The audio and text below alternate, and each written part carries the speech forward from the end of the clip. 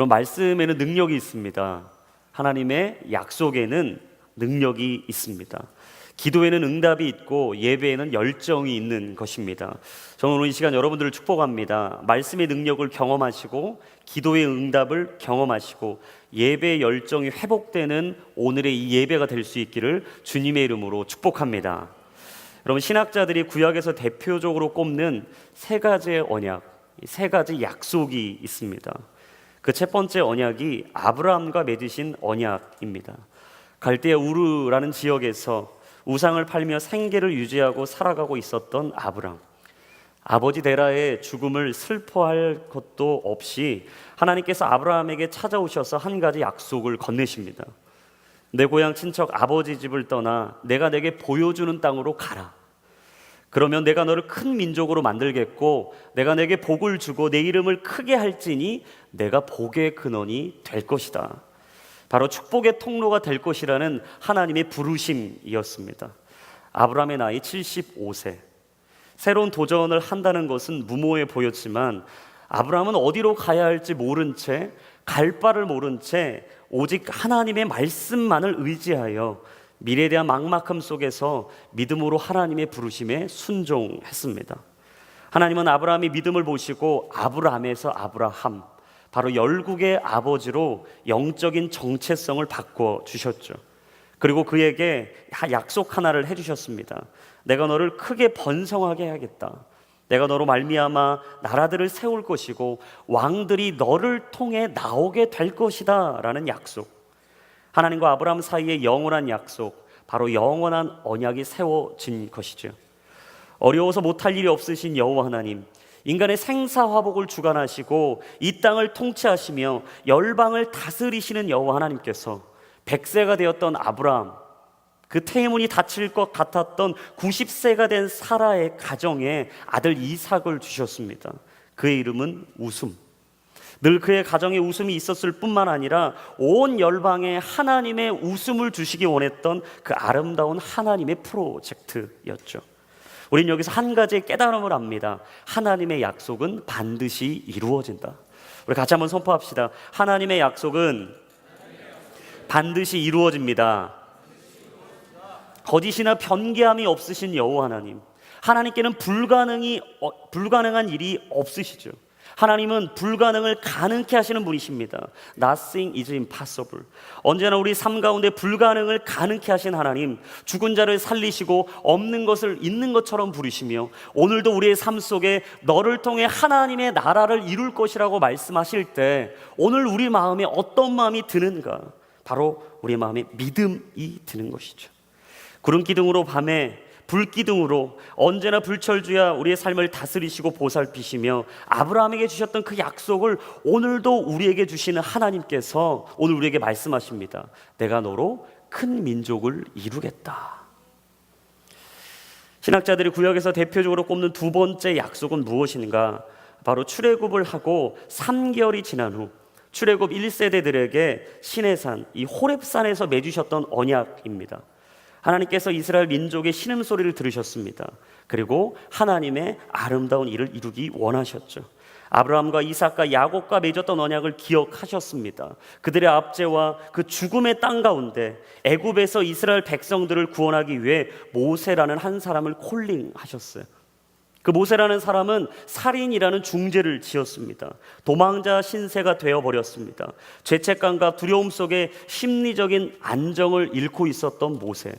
여러분, 그 모세가 어떻게 하나님의 콜링에 응답을 할 수가 있었겠어요?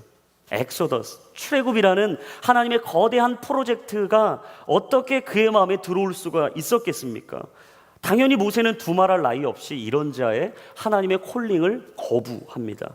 No, 하나님, 저는 할 수 없습니다. 그 내용이 출애굽기 4장 10절부터 13절까지 나옵니다. 우리 자막을 통해 같이 한번 읽겠습니다. 모세가 여호와께, 여호와여, 저는 말을 잘하는 사람이 아닙니다. 예전에도 그랬고 주께서 주의 종에게 말씀하신 후에도 그렇습니다. 저는 말이 어눌하고 혀도 둔합니다 라고 말했습니다. 여호와께서 모세에게 말씀하셨습니다. 사람에게 입을 준 자가 누구냐? 또 귀머거리나 벙어리가 되게 하거나 눈으로 보게 하거나 눈멀게 하는 자가 누구냐? 나 여호와가 아니냐? 이제 가거라. 내 입에 있어 무슨 말을 할지 내가 가르쳐 줄 것이다. 그러나 모세는 여호와여 간구합니다. 그 일을 할 만한 다른 사람을 보내십시오 라고 말했습니다. 이 개역 개정 버전으로 보면 13절을 이렇게 설명합니다. 모세가 이르되 오 주여 보낼 만한 자를 보내소서. 나는 아니라는 것이죠. 보낼 만한 사람을 보내십시오. 저는 못합니다. 저같이 어눌하고 부족하고 연약한 자가 어떻게 할 수 있습니까? 저는 살인자입니다. 저는 지금까지 죄를 지은 자입니다. 다른 사람들이 보기에도 존경받을 수 없고 다른 사람의 일을 감당할 수 없는 사람, 그 사람이 바로 저입니다. 사람들 앞에서 말도 제대로 못하고 있는데 어떻게 바로가 제 말을 듣겠습니까? 저는 도저히 못합니다. 그냥 다른 사람 찾아보시는 게 빠르겠습니다 라고 말을 하고 있는 거죠. 근데 제가 이걸 묵상하면 묵상할수록 저 같으면 이 정도 사람이라면 포기할 것 같아요. 이 정도로 용기 없고 자신감 없고 자신에게 맡겨줄 그 놀라운 비전과 꿈을 거부하는 사람이라면 저 같으면 빨리 포기하고 다른 사람 찾아볼 것 같습니다. 여러분, 연애를 하거나 배우자를 선택할 때 가장 중요하게 볼 게 하나 있어요. 그 뭐냐면 자신감이에요. 자신감. 여러분, 연애를 하고 배우자를 선택할 때 절대 우리가 빠뜨리면 안 되는 것, 자신감을 체크해보는 거예요. 돈 많고 건장해서 키도 크고 얼굴까지 호남형, 거기다가 그동안 잘 살아왔던 열심히 살았던 열매로 스펙까지 좋으면 최고죠. 그런 남자가 내 옆에 턱하니 있으면 최고죠. 하지만 그런 사람들은 드물다라는 게 문제예요. 그리고 대부분 그런 사람들은 벌써 결혼을 했다는 게 문제죠. 벌써 그 사람들은 결혼해서 기혼자가 돼버렸어요. 근데 정말 우리가 이 배우자가 될 사람을 찾을 때 중점적으로 살펴봐야 될 게 하나 있어요. 뭐냐? 자신감이에요. 자기가 하고 있는 일에 대한 자신감. 자기가 지금 하나님께서 주신 일을 하고 있는데 그게 하나님께서 주신 것이라는 그 확신, 그 믿음, 그리고 오늘도 내가 걸어가고 있는 이 길에 하나님이 반드시 나를 통해 하나님의 약속을 이루실 거라는 그 확신과 자신감, 이게 너무 중요하다는 거예요. 그래서 제가 한 분하고 얘기를 하다가 그런 얘기를 했어요. 배우자를 볼 때 자신감이 중요하다. 왜냐하면 내가 아내를 만나서 아내하고 결혼을 할 때에도 나 별거 없었다. 내게 있는 건 딱 하나였다. 뭐냐? 용기와 자신감. 하나님이 내 인생을 반드시 사용하실 거라는 이 자신감. 여러분, 아브라함이 자신의 인생에 살아갈 수 있는 비결 딱 하나였습니다. 믿음의 자신감이었어요. 자기가 보기에는 자신의 인생이 너무 초라합니다. 연약합니다. 부족합니다. 아무리 동서남북을 살펴봐도 내가 해왔던 대로 살아가면 앞으로 길이 열릴 것 같지 않을 때가 있습니다. 여러분, 그때 가장 중요한 한 가지가 있어요. 그건 무엇인가? 하나님 안에 자신감을 가지고 사는 거예요. 여러분, 겸손함을 표현하는 것도 미안해하는 것도 한두 번이지. 여러분, 형제분들 날마다 자매들에게 예의상 미안해, 잘못했어, 내가 이 정도밖에 안 돼가지고 너 힘들겠어, 어렵겠어, 나랑 살아봐야 이 정도인데 나랑 결혼해 줄 수 있니? 이런 얘기 던져봐야 자매에게 좋은 얘기 올 게 없거든요. 사실 뻥튀기 튀기듯이 거짓말을 해서 어떻게든지 결혼을 해도 모자를 망정인데 계속해서 자신의 있는 그대로를 다 들춰내면 어려운 거예요. 모세가 벌써 하나님께 3번째 거절을 통보했습니다. 하나님, 저는 못하겠어요. 저는 안 될 것 같아요. 더 이상 힘듭니다. 저는 더 이상 하나님이 맡기신 것을 감당할 수 없습니다 라고 3번째 통보를 준 거죠. 근데 하나님이 모세에게 그 이야기를 듣고 포기하지 않으셨다라는 거예요. 형 아론이 있다라고 말씀하셨어요. 한 사람이면 패하겠거니와 두 사람이면 맞설 수 있나니 세 겹줄은 쉽게 끊어지지 않는다. 모세야, 걱정하지 마. 아론이 있어. 걱정하지 마. 너가 혼자 하는 게 아니야. 걱정하지 마. 너 혼자 그 길을 가는 게 아니야. 내가 너에게 돕는 사람을 줄 거야. 형 아론이 있어 라고 말씀하셨어요. 그리고 하나님께서 형 아론을 통해 이 놀라운 출애굽, 이 엑소더스를 이루어 가신 것이죠. 우린 여기서 한 가지 사실을 깨닫습니다. 모든 사람은 불가능을 이야기하지만, 아니 나조차도 내 인생을 포기할 때가 있지만 하나님은 결코 포기하지 않으신다라는 거예요. 같이 한번 선포합시다. 하나님은 결코 포기하지 않으십니다. 포기가 없으신 하나님, 결코 우리의 인생을 포기하지 않으신 하나님, 죄 가운데 무너져 있어도, 어둠 가운데 묶여 있어도 절대 우리 인생을 포기하지 않으시는 하나님, 그 하나님이 오늘 우리의 삶 가운데 하나님의 역사를 이루어 가신다라는 거예요. 온 세상 나를 버려도, 모든 사람 다 나를 잊어도 하나님만큼은 나를 포기하지 않으신다. 예수님께서 나의 참 좋은 친구가 되시니 여러분, 하나님이 가시는 그 길 앞에 우리가 오늘도 믿음으로 순종하며 나아가는 것이죠. 그리고 바로 오늘 본문이 신학자들이 구약에서 대표적으로 꼽는 세 번째 언약, 이 세 가지의 약속 중에 세 번째입니다. 출애굽 후 광야 40년 생활, 출애굽 2세대에게 요단강 동편에 있지 않은 모압 땅에서 오늘 하나님께서 언약을 성취해 주시죠. 그게 바로 오늘 본문 2절과 3절에 나와 있습니다. 우리 본문의 2절과 3절 말씀 같이 한번 읽어보겠습니다. 시작.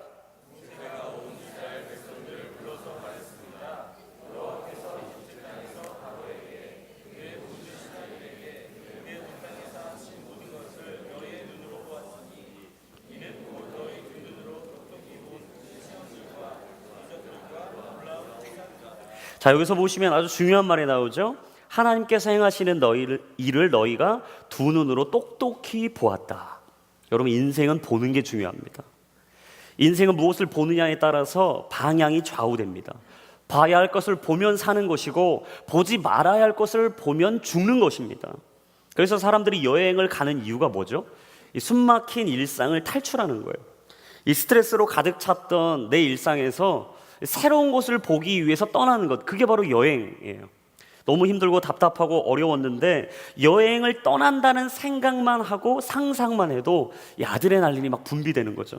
엔돌핀이 막 돌아서 너무 기쁜 거예요. 그래서 막 여행 갈 날만 기다리는 거죠. 여러분, 직장인들이 가장 기다리는 계절이 언제예요? 여름이죠. 이 여름 휴가를 위해서 1년을 열심히 일한다고 해도 과언이 아니에요. 탁 트인 바다만 상상해서 너무 좋아요. 여러분, 탁 트인 바다에 가보셨습니까? 마음이 다 시원해지는 것 같아요. 파도 소리를 들으면 마음까지 시원해지고 내 마음에 새로운 마음이 막 샘솟는 거죠. 초목이 우거진 푸르른 산을 가보셨습니까? 너무나 기분 좋은 거죠. 저도 군대 생활을 산속에서 했기 때문에 아주 가끔, 정말 가끔 군대를 생각할 때가 있어요. 야, 그때 참 좋았는데 산속에서 새소리도 듣고 푸르른 산을 보면서 있을 때 참 좋았는데 생각할 때가 있습니다. 근데 절대 다시 가고 싶진 않아요. 하지만 그때를 생각해보면 좋은 거죠. 누구도 올 수 없었던 그 자리에서 내가 그 자연에서 하나님을 만난다는 거, 이게 너무 좋은 거예요. 그래서 정말 내가 그 산을 기억하고 이 바다를 기억하고 이 여행을 간다는 이 설레임, 너무 좋은 거죠. 여러분, 드라마나 영화를 볼 때 너무나 중요한 게 있어요. 아무거나 보면 안 된다는 거예요. 여러분, 본다는 게 너무나 중요한 것이죠. 내가 살아보지 못한 새로운 세계에 대한 기대 때문에 드라마나 영화를 볼 수는 있습니다. 그런데 너무 잔인하거나 너무 우울한 건 보지 않으셨으면 좋겠어요. 막 누군가를 죽이고 막 피 묻은 걸 보면서 막 희열을 느끼는 막 그런 영화나 너무 우울해서 내 마음까지 우울해지는 영화는 조금은 피하실 필요가 있어요. 왜냐? 보는 것은 우리의 마음과 영혼에 데미지를 주기 때문이에요. 그만큼 본다는 것이 우리 삶뿐만 아니라 영적으로도 매우 중요한 영향을 주고 있다는 증거입니다. 여러분, 민수기 21장에 보시면 하나님과 모세에 대항해서 부정적인 말을 쏟아냈던 이스라엘 백성들을 보게 돼요. 그들에게 왔던 심판 하나는 바로 죽음이었습니다. 너희들이 해선 안 될 걸 했기 때문에 하나님의 심판, 죽음이 온 거였어요. 그런데 그 죽음 앞에 모세에게 중보 기도를 요청하죠. 그리고 모세가 하나님께 중보합니다. 하나님, 제발 이들을 살려주십시오. 그러자 하나님께서 모세의 기도를 들으시고 극약 처방을 내려주세요. 그것은 무엇이냐? 막대 위에 단 청동 뱀을 보면 살 거라는 거였어요. 여러분, 보면 삽니다. 그들이 다시 눈을 돌려서 하나님께로 보면 사는 겁니다. 오늘 그들이 십자가를 바라보고 주님 앞에 나아가 보면 사는 거였습니다. 근데 그들은 보지 않았어요. 보는 자는 사는 거고 보지 않는 자는 죽는 겁니다. 주님 앞에 나아가는 자는 사는 것이고 주님 앞에 나아가지 않는 자는 죽는 것입니다. 순종하면 사는 것이고 불순종하면 죽는 것입니다. 믿으면 사는 것이고 믿지 않으면 죽는 것이죠. 믿음이란 무엇인가? 하나님을 바라보는 거예요. 여러분, 믿음은 하나님을 날마다 바라보는 것입니다. 어떤 형편과 환경 속에서도 이 상황을 초월하여 생명의 주관자 되시는 하나님을 바라보는 것, 여러분, 이게 바로 믿음이라는 거예요. 독사에 물린 이스라엘 백성들이 할 수 있었던 방법은 딱 하나, 하나님을 보는 거였어요. 막대 위에 달린 그 청동뱀을 보는 거였어요. 하나님이 어떤 생각과 형편 속에서도 자신들의 이성과 지식과 경험으로 이해되지 않아도 그 뱀을 보면 사는 거였어요. 놀랍게도 죽을 수밖에 없는 죄인들은요, 그 하나님의 방법을 보지 않는 거예요. 끝없이 자신들이 원했던 방법대로, 내가 생각했던 경험대로, 이성대로, 지식대로 이게 이해되지 않으면 보지 못하는 것이죠. 그래서 여러분 기억하세요. 죽을 수밖에 없는 죄인 된 우리가 살 수 있는 방법도 오직 하나입니다. 십자가를 보는 거예요. 길이요 진리요 생명이 되신 예수님을 바라보는 것입니다. 보면 회복되고 보면 치유됩니다. 보면 사는 거예요. 보면 사는데 문제는 죄 가운데 무뎌진 사람들은 보지 않는다라는 사실이에요. 아니, 보기 싫어합니다. 심지어 보지 말아야 할 것만 골라서 보는 거예요. 그리고 생명 없는 곳에 목숨을 거는 것이죠. 근데 왜 그런 어리석은 방법을 선택하는 걸까? 오늘 본문의 4절에 보니까 깨닫는 마음과 볼 수 있는 눈과 들을 수 있는 귀는 누가 주시는가? 오직 하나님 한 분만 주신다라는 거예요. 우리 본문의 4절 말씀 한번 읽어보겠습니다. 시작. 그러나 오늘까지 여호와께서는 너희에게 깨닫는 마음이나 볼 수 있는 눈이나 들을 수 있는 귀를 주지 않으셨다. 여러분, 누가 주지 않으셨다고요? 여호와 하나님께서 주지 않으셨다. 우리 이사야 22장 22절의 말씀입니다. 함께 읽겠습니다. 내가 또 다윗의 집에 열쇠를 그의 어깨에 두리니 그가 열면 닫을 자가 없겠고 닫으면 열 자가 없으리라. 아멘. 여러분, 인생의 키는 하나님께 있는 줄로 믿습니다. 우리 인생의 마스터 키는, 이 땅의 마스터 키를 소유하신 분은 오직 여호와 하나님 한 분뿐인 줄로 믿습니다. 열면 닫을 자가 없고 닫으면 열 자가 없다고 말씀하시는 여호와 하나님, 바로 그 하나님께서 오늘 깨닫는 마음과 보는 눈, 이 듣는 귀를 주시겠다고 말씀하고 계신 거예요. 그렇다면 이 영적인 세계를 어떻게 하면 볼 수 있을까?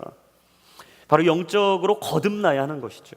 영적으로 다시 태어나야 하는 것이죠. 여러분, 영적으로 거듭나고 영적으로 다시 태어나는 것, 그것은 무엇이냐? 우리가 오늘 물과 불로 이 성령으로 다시 거듭나게 되는 것, 그 방법을 얘기하는 거예요. 근데 여러분, 이 질문을 했던 사람이 요한복음 3장에 보면 유대 공의 지도자였던 니고데모였습니다. 우리 요한복음 3장 1절에서 5절까지 말씀, 좀 길기 때문에 한 절씩 저와 나누어서 읽겠습니다. 바리새파 사람들 중에 니고데모라는 사람이 있었는데 그는 유대 공의 지도자였습니다.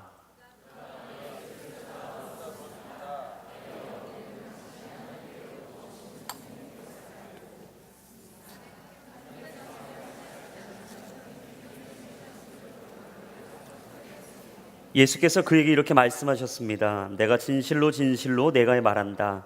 누구든지 다시 태어나지 않으면 하나님 나라를 볼 수 없다.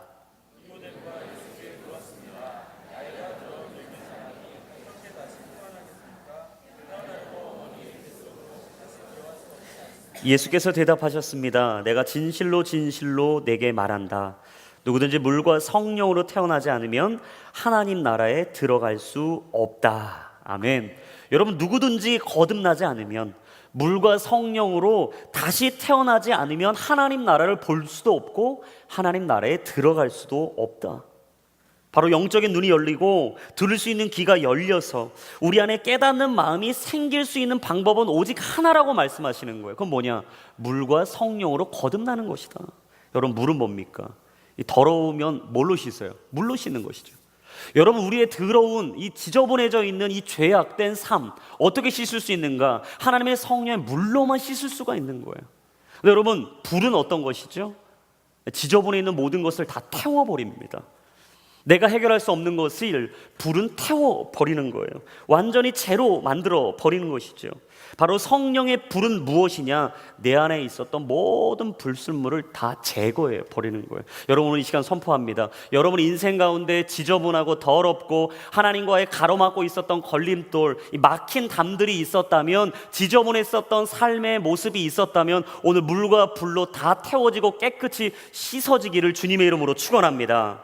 생각이 새로워져야 됩니다. 마음이 새로워져야 됩니다. 우리 가지고 있었던 하나님이 주셨던 이 마음의 믿음, 온전히 그 믿음을 붙잡을 때 깨닫는 마음을 주시고 볼 수 있는 눈을 주시고 들을 수 있는 귀를 열어주셔서 오늘 하나님의 나라를 볼 뿐만 아니라 하나님의 나라를 들어가는 영적인 축복, 이것을 하나님께서 오늘 우리에게 주시겠다 말씀하시는 것이죠. 여러분의 인생 가운데 하나님 나라의 천국 시민이 됐음을 오늘도 확신하시고 그 시민권을 가지고 믿음으로 살아갈 수 있는 저와 여러분들의 인생이 되기를 주님의 이름으로 축원합니다. 우리 본문의 10절부터 15절까지 말씀 같이 읽어보겠습니다. 시작.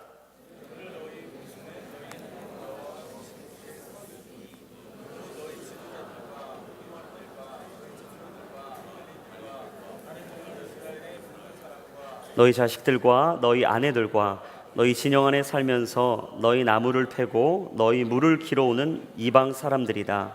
이 모두가 내 여호와 하나님의 언약에 참여하며 또 여호와 하나님께서 오늘 너와 함께 맺는 맹세에 참여해 내게 맹세하셨던 대로 또 내 조상 아브라함과 이삭과 야곱에게 맹세하셨던 대로 그분께서 오늘 너를 세워 백성으로 삼으시고 그분은 내 하나님이 되시려는 것이다. 내가 이 언약을 맹세로 너희와 세우되 오늘 우리와 함께 우리 하나님 여호와 앞에서 서 있는 사람들뿐 아니라 우리와 함께 오늘 여기 있지 않는 사람들과도 맺으시는 것이다. 아멘. 예전에 TV 프로그램 중에 지역에 있는 시골을 찾아가서 할머니 할아버지들을 같이 대화하고 자신의 자녀들과 소통시켜주는 프로그램이 있었어요. 그래서 이 한 단어를 딱 보여주고 제시하고 할아버지가 할머니에게 설명하고 할머니가 또 할아버지에게 설명하면서 서로 가지고 있는 생각을 공유해보는 이런 프로그램이 있었어요. 근데 이 프로그램에서 먼저 이 할아버지한테 이제 할머니에게 이 설명을 하라는 거였어요. 뭐였냐면 첫 번째 단어가 사랑이었어요. 이 사랑을 이란 단어를 가지고 할머니가 할아버지에게 이런 질문을 합니다. 맞춰야 되니까 여자가 먹고 사는 거 이렇게 질문했어요. 근데 할아버지가 곰곰이 생각하더니 내 등골 빼먹고 살지 이렇게 대답한 거예요. 전혀 할머니가 원했던 대답이 아니어서 막 화가 나는 거예요. 그래서 막 진행을 하려니까 뭔가 분위기가 심상치 않아서 이제 역할을 바꿔서 이제 할아버지가 할머니한테 질문을 하는 거예요. 질문해야 될 단어는 천생연분이었어요. 할아버지가 곰곰이 생각하고 이거 어떻게 설명해야 되지 막 이러다가 당신하고 나 사이 그랬어요. 할머니가 이렇게 대답하는 거 왼수. 그러니까 할아버지 막 다급해가지고 시간이 막 초가 다 되니까 한 문제라도 맞히려고 아니 두 글자 말고 네 글자. 그러니까 평생 왼수 이런 거야. 평생 왼수. 근데 마지막 이제 그 사회자가 이 문제 하나 더 주겠다. 시간 지났는데 하나만 더 주겠다. 그래서 할아버지한테 한 번 더 기회를 준 거예요. 자, 오늘이란 단어다. 오늘이라고 단어 설명해봐라. 근데 할아버지 곰곰이 생각을 보더니 심각한 표정을 지으면서 당신이 제일 아까워하는 거 그러는 거예요. 할머니가 주저하지 않고 오늘이라고 대답하는 거예요. 여러분 인생을 우리가 쭉 살아가다 보면 정말 오늘이라는 이 하루 누군가에게는 정말 소중한 하루이고 어제 죽은 이들에게는 그토록 바라던 내일이라고 말하는 바로 이 오늘, 이 하루 너무나 소중한 거죠. 오늘 본문에 보시면 마지막 오늘이라는 단어가 5번 등장합니다. 사람이 인생을 살아가면서 오늘을 어떻게 살아가느냐가 얼마나 중요한지를 말씀하고 계신 것이죠. 오늘 행복하게 살아가는 것, 오늘 감사하며 살아가는 것, 오늘 하나님이 주신 하루를 기뻐하며 살아가는 것, 그리고 오늘 내게 주어진 이 하루를 기쁨으로 달려가며 후회 없이 미련 없이 살아가는 것 너무나 중요하다라는 사실이래요. 때로는 깊은 허무와 공허함이 찾아올 때가 있습니다. 그럴 때 인생에 한숨이 지어지죠. 나 이런 인생 살아야 되나? 이렇게 힘들고 어려운데 내가 원하는 대로 되는 것도 없는데 정말 이런 인생 살아야 되는 걸까? 네, 그런 인생 사셔야 됩니다. 오늘 하루를 치열하게 사셔야 됩니다. 왜냐하면 인생은 다 나그네이기 때문이에요. 여러분 나그네 인생에는 두 종류가 있습니다. 첫 번째는 방랑자예요. 방랑자는 자기가 어디로 갈지 몰라 길을 찾는 사람입니다. 얼핏 들으면 되게 낭만적이에요. 멋있어요. 방랑자 그러니까. 그런데 방랑자는 갈 곳 없는 사람들, 바로 영적인 고아를 가지고 방랑자라고 이야기하죠. 그런가 하면 나그네지만 돌아갈 곳을 아는 사람들이 있습니다. 그런 사람을 일컬어서 순례자라고 불러요. 내가 지금 나그네이지만, 내가 지금 이 생 앞에 나그네처럼 살아가고 있지만, 오늘 하루도 어떻게 살아가야 될지 막막하고 답답하고 미래가 불투명하지만 하나님의 나라가 반드시 있고 나는 오늘도 그 길을 향해 달려가고 있다. 바로 그 사람이 순례자입니다. 빌리 그레함 목사님이 하버드 총장과 우연히 대화하는 기회가 있었습니다. 그래서 이 목사님께서 이 하버드 총장님에게 이런 질문을 던졌어요. 총장님, 하버드 학생들에게 가장 큰 문제가 뭐라고 생각하십니까? 라고 물었어요. 그랬더니 총장님이 곰곰이 생각을 하더니 이렇게 대답합니다. 뭐니 해도 공허함이죠. 꿈 많은 젊은이들 모든 걸 이룬 것처럼 캠퍼스를 돌아다니고 있지만 사실 그들의 내면 깊은 곳을 보면 허무와 공허함이 가득 차 있습니다 라고 얘기하는 거예요. 여러분, 그렇습니다. 공허함은 나이나 성공과는 아무 상관이 없어요. 성별과도 아무 상관이 없습니다. 지위 고하랑 아무 상관이 없습니다. 인생을 살아가는 사람이라면 누구나 가지고 있는 한 가지, 바로 오늘 내 삶의 허무와 공허함인 것이죠. 그래서 신학적으로 공허함을 다르게 표현한다면 더 나은 삶이 있다는 사인이에요. 그런데 공허함을 깊이 분석하면요, 두 가지로 나뉘어요. 고독과 허무예요. 허무는 무엇이냐? 수직적인 개념입니다. 하나님과 나의 관계가 무너져 있으면 반드시 그 인생엔 허무함이 찾아오게 돼 있어요. 오늘도 내 인생 가운데 싸늘한 마음속에 찬바람이 불고 있고 늘 뭘 해도 허무하기만 한다면 여러분, 그것은 수직적으로 하나님의 관계가 깨어져 있는 거예요. 반면 고독은 무엇인가? 수평적인 관계입니다. 아무리 내가 하나님과 잘 살고 있어도 옆에 있는 내 옆에 사람들과 관계가 깨어져 있으면 늘 고독한 거예요. 그래서 내 삶 속에 많은 것이 주어져 있지만 그토록 고독한 이유는 무엇일까? 관계가 깨어져 있기 때문이죠. 바로 외로운 사람들은 고독을 느끼게 되어 있습니다. 이 허무와 고독에서 벗어날 수 있는 방법, 바로 위로는 하나님을 믿는 것이며 이 땅에서는 옆에 있는 그 사람과 아름다운 교제를 나누고 위로하고 행복하고 즐거운 이 하루를, 오늘을 살아가는 것이죠. 본문은 이야기합니다. 오늘 너희 모두에게 하는 말씀이다.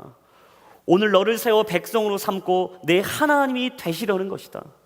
오늘 여기 있지 않는 사람들도 열애 없이 모두에게 선포되는 언약과 약속, 그게 바로 오늘 내가 너에게 말하는 하나님의 약속이다. 하나님의 약속, 시간과 공간을 초월하는 약속, 대상을 가리지 않는 약속, 바로 그것이 하나님의 약속이죠. 여러분, 기억하십시오. 믿음은 약속에 반응하는 것입니다. 오늘 내가 그 약속을 오늘도 붙잡고 있다면 우리는 그 약속에 반응하는 거예요. 약속을 믿고 받아들이는 것, 그게 바로 믿음인 것이죠. 이스라엘 백성들은 막대 위에 있는 청동 뱀을 보면 사는 거였습니다. 하나님이 말씀하셨던 그 말씀을 믿으면 사는 거였습니다. 네, 우리도 말씀을 보면 삽니다. 십자가를 보면 살아납니다. 길이요 진리요 생명이 되신 예수님을 바라보면 오늘 우리도 살게 되어 있습니다. 이전의 삶이 어떻든, 내 삶 속에 어떤 모습이 있든, 죄 가운데 묶여 있었든, 내 삶이 나락으로 떨어져 있든 아무 상관이 없습니다. 어제도 계셨고 오늘도 계시며 이제 곧 오실 주님을 바라보면 우리는 사는 것입니다. 저 높은 곳에 오늘도 우리를 기다리고 계신 여호와 하나님, 거룩한 우리 주 하나님을 바라보며 우리가 오늘도 그 길을 따라간다면 여러분, 우리는 살게 되는 거예요. 죽음의 늪에서 따졌던 우리의 삶 속에, 집착으로만 살아왔던 우리의 삶 속에 오늘도 사명을 가지고 살아간다면, 욕심을 내려놓고 십자가 지신 예수님을 바라본다면 우리 인생을 살게 되는 것이죠. 그래서 오늘 본문의 9절은요 우리에게 이런 결론을 내줘요. 오늘 9절의 말씀입니다. 이 언약의 말씀들을 지켜 행하라. 그러면 너희가 하는 모든 일이 잘 될 것이다. 여러분, 형통하길 원하십니까? 잘 살고 싶으십니까? 건강해지고 싶으십니까? 아름다운 인생 살고 싶으십니까? 오늘 주님이 말씀하세요. 이 언약의 말씀들을 지켜 행하라. 그러면 너희가 하는 모든 일이 잘 될 것이다. 여러분, 형통의 비결은 딱 하나입니다. 언약의 말씀을 지켜 행하는 거예요. 주의 말씀은 내 발의 등이고 내 길의 비침을 알고, 오늘도 한 걸음 한 걸음 걸어갈 때마다 주야로 하나님의 말씀을 묵상하고 거룩하신 주님을 바라보며 전능하신 주님을 의지할 때 하나님의 나라가 오늘도 내 인생 가운데 임하는 것을 영적인 눈이 뜨이고 영적인 귀가 열려서 보게 되고 듣게 된다면, 아니 우리 마음에 그 하나님의 나라가 깨달아지는 역사가 있는다면, 여러분 진짜 우리는 이전과 같이 살지 않게 되는 것이죠. 약속을 가지고 사는 사람은 어제와 같이 살지 않습니다. 어제와 같은 하루를 살지 않습니다. 그래서 레이프 리처드라는 목사님은 이렇게 이야기했습니다. 이 생을 넘어 영원한 생에 우리를 접속시켜주는 소망은 오직 예수 그리스도 안에서만 발견된다. 청년이 무엇으로 그의 행실을 깨끗하게 하리이까? 오직 주의 말씀을 지킬 따름입니다. 우리가 무엇으로 거룩해지고 깨끗해질 수 있겠습니까? 오직 하나님의 말씀만을 따라갈 뿐입니다. 내가 오늘도 이 길을 걸을 수 있는 이유는 죄 대신 화관을 주시고 슬픔 대신 기쁨을 주시며 오늘도 내게 찬송의 옷을 입혀주시는 여호와 하나님, 내가 그 하나님을 보길 원합니다. 막대 위에 있는 청동 뱀을 보면 살 수 있었던 이스라엘 백성들처럼 내 이성과 내 경험과 내 지식이 아니라 믿음 위에 내 인생을 둘 수만 있다면, 내가 오늘 십자가 지신 예수 그리스도만을 볼 수 있다면, 알량한 지식을 내려놓고 헛된 내 마음을 내려놓고 내 경험을 다 내려놓고 오늘도 내게 다시 한번 그 십자가의 길로 나오라 말씀하시는 주님을 바라본다면, 하나님, 나는 오늘 이전과 같이 살게 되지 않을 줄로 믿습니다. 새로운 인생을 살게 될 줄로 믿습니다. 거룩한 생명의 역사를 이루며 살게 될 줄로 믿습니다. 약속받은 자로서, 그 언약받은 자로서 오늘도 믿음으로 살게 하여 주시옵소서.